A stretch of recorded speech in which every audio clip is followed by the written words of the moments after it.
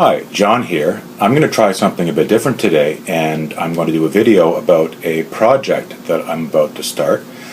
A couple of people that I've worked with, or at least know photographically, have referred to me as the mad scientist of photography. And I don't mind that label, although I know a few people who are a lot more mad when it comes to working the technology than I am. But I thought I'd talk about this project anyway. If you follow my blog, you'd know that I've done a fair amount of Polaroid photography recently.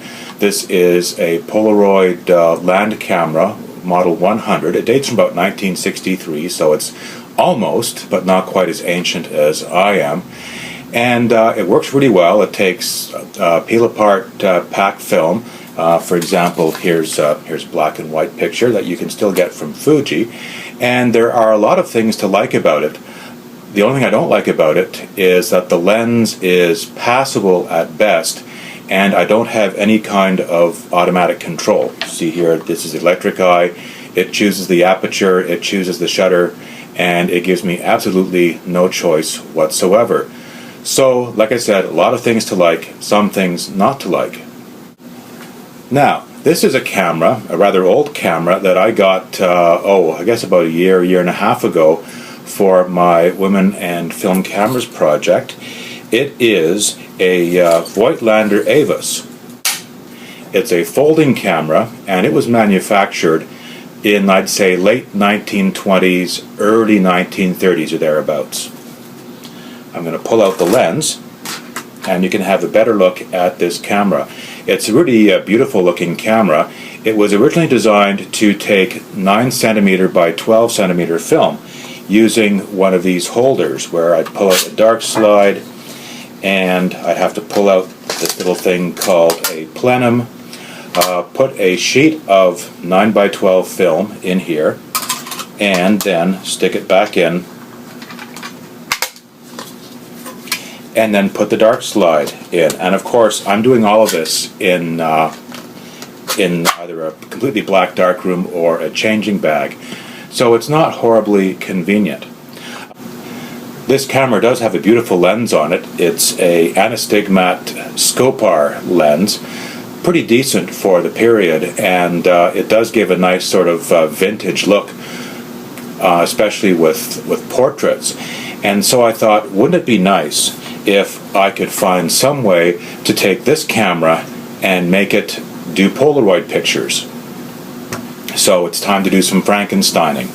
This video is just sort of an introduction as to what I'll be doing. Hopefully in a few more days I'll have some updates. What I was able to get online was this thing. And what this is a Polaroid film back. Let's see if I can open it here. Polaroid film back that would have been used on a medical device to take a picture of the screen. Now, this one was used on an oscilloscope.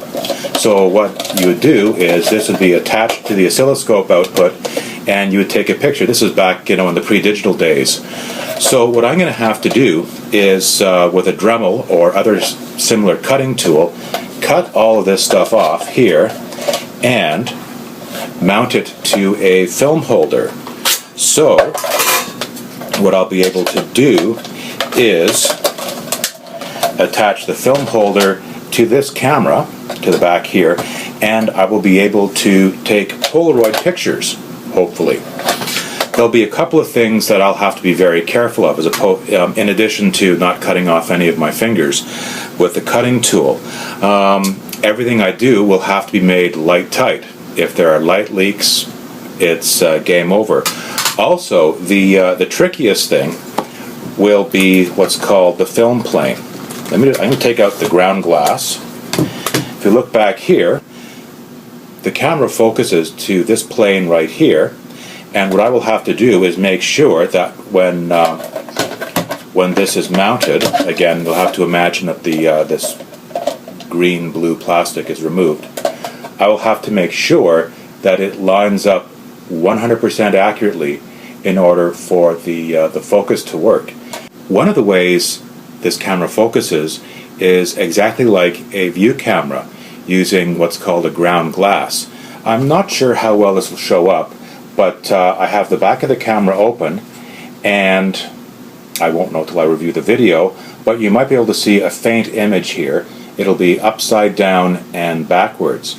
And what I will have to make sure is that, again, this holder lines up so that the plane of the film is exactly even with where this ground glass is. Now I have to take the ground glass out to take a picture, so this is a slow camera to work with.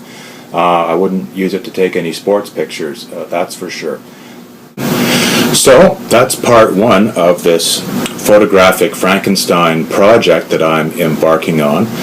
I'm hopeful that I'll be able to make it work, and so I'm going to end off with a clip of another famous evil scientist.